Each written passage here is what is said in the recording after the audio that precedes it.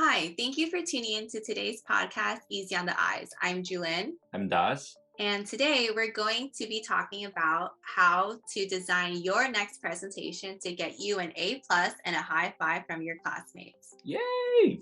Okay, so we'll be talking about how to create and design a presentation by applying design principles that we've learned as design seniors from Davis. Yeah, exactly. So we want to emphasize the design principles from two perspectives. From micro view, where we're introducing you how you should do for each of your single slides. Whereas the macro view, we're going to introducing how you can build your presentation to make your audience pay more attention to your slides. Yeah. So going off of that, we want to emphasize the idea of being meaningful. So be meaningful with your color choices. Examples of this is a universal color that everybody kind of aware of will be green.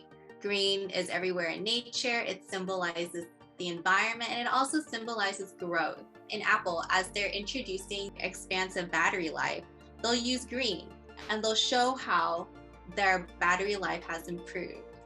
Yeah, and then I believe they also use blue for privacy problems. Psychologically, blue represents like this trustworthy meaning, and then make people calm down. I can see that. I was just kind of wondering, so if we want to talk about the idea of privacy and we use multiple colors, do you think it will convey the same idea for the audience?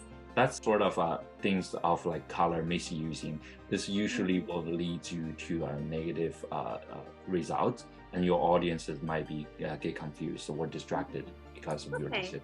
Yeah. I see. So let's talk about another micro view of the slide, which will be the text. What's your experience with slides and text? I think for me, I see a lot of presentations coming with a slides with a lot of text becomes so difficult for me to read.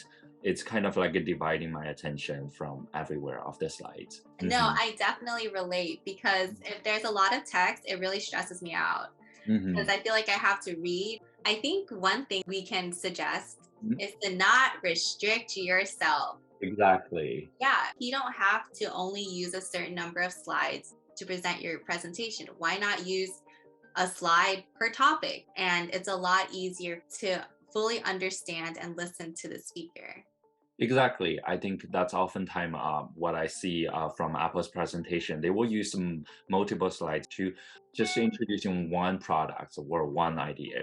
I've seen some Apple presentations where when they were introducing the new iPad Air. So one thing that they did was they had the iPad Air like in the center and the image in the center.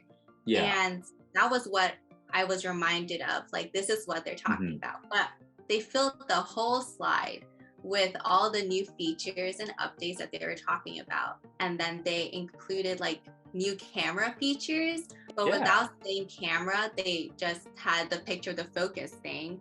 Yeah, I remember that. Yeah. This is also bring us to our other principle, which is integrate words, numbers, and images to your slides.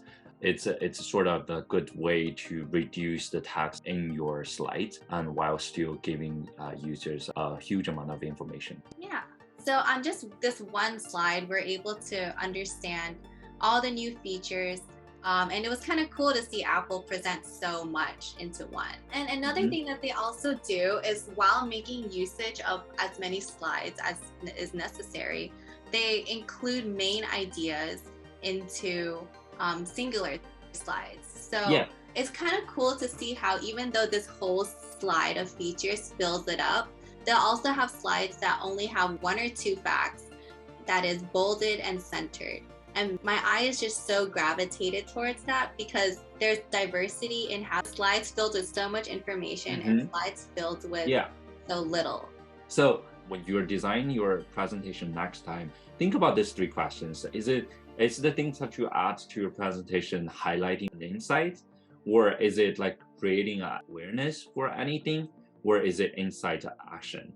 Yeah. So keeping these three questions in mind, kind of use it as a guide or a framework. Remember that you are presenting this presentation to an audience. So now transitioning into the macro view, we want to encourage you to put yourself in your audience's shoes. How will your audience figure out your presentation and how it all fits together? We want to ask you to think about to create a clear visual hierarchy and then navigating users' eyes, and then think about this like how users' eye will go through your presentation. So the theory that we're introducing now is to reproduce the cognitive process in the architecture of design. So this theory tells you to allow a smooth transition as someone sees and processes, and being meaningful with your color choices. Having color consistency and using colors that your audience is aware of due to their background and culture will aid them into effectively interpreting your slides. Exactly, and then how try to remember to expand your ideas with more slides, integrate words and the numbers and the images to your slides, so you can express your topic in a really amazing way to your audience. Yeah, so use that in your presentation. Put your own label and your own taste into your presentation, but remember to not carry it away by the three questions that we discussed prior. Exactly. So the main things we want you guys to take away from today's podcast is when you are building your presentation, have your audience in mind, and then to balance your rich content, inviting visualization, don't overuse it. There should be a unity in your whole presentation. It should contain your voice, it should contain rich content loaded with inviting visualization and executed sophisticatedly. So keep in mind that when you design and create your next presentation, don't ever forget to keep the perspective of your audience and how they will consider your story and your presentation. What are you going to design that's going to be easy on their eyes? Thank you for tuning Ooh. in. We hope you have a good day.